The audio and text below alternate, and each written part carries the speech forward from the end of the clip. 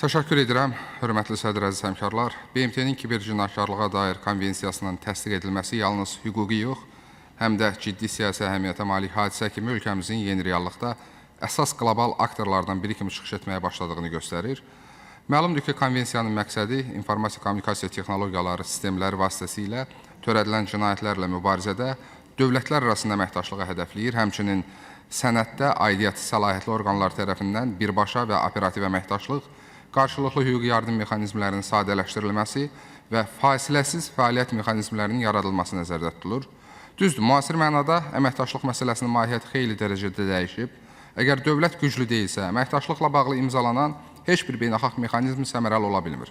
Ən azından ötən dövrün təcrübəsində biz bunu öz nümunəmizdə görə bilmişik. Məsələn, sir deyil ki, cəmi 3 il əvvələ qədər Amerika Birləşmiş Ştatlarının Azərbaycan siyasəti daha çox insan haqları pərdəsi altında rəngli inqilabların dəstəklənməsi, Ermənistanla münaqişənin yenidən alovlanması, separatizmin ömrünün uzadılması kimi məsələləri əhatələyirdi. Amma cənab İlham Əliyevin bu rişaqları tam mənada aradan qaldırması yeni dövrü başlatdı. Xüsusən də ötən ilin avqustunda cənab İlham Əliyevin Vaşinqtona tarixi səfərinin ardınca ABŞ-Azərbaycan münasibətləri öz tarixinin ən uğurlu mərhələsinə qədəm qoydu.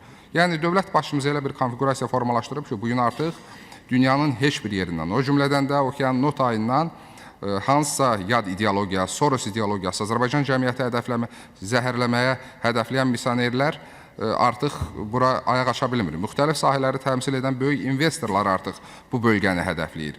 Bu mənada cənab İlham Əliyevin dəyişdirməyə, yaxud daha doğru desək, yenidən yaratmağa nail olduğu konfigurasiyada təbii ki, bütün sahələrdə qanunvericiliyə yeni baxış və yeni konvensiyalar, yeni beynəlxalq normaların qəbulu və qoşulmamız bu istiqamətdə çox vacibdir. Yəni, proseslərin gedişatında bir daha şahidlik etdik ki, əhali sayı və ərazi ölçüsü ilə dünyada xüsusi bir göstəriciyə malik olmayan Azərbaycanın ən böyük üstünlüyü məhz onun liderinin vizyonudur. Bugün təsdiq edəcəyimiz konvensiyanın da bizim üçün effektivliyinin yeganə qarantı məhz bu vizyondur.